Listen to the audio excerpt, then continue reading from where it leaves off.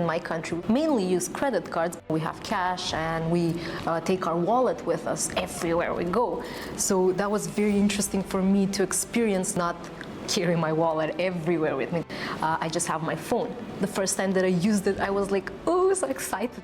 And regarding the online shopping thing, that was the best part for me. My students introduced me to it. They told me how to use it. And it's so good. I can't stop ordering now things because it's so easy and they arrive in a day or two.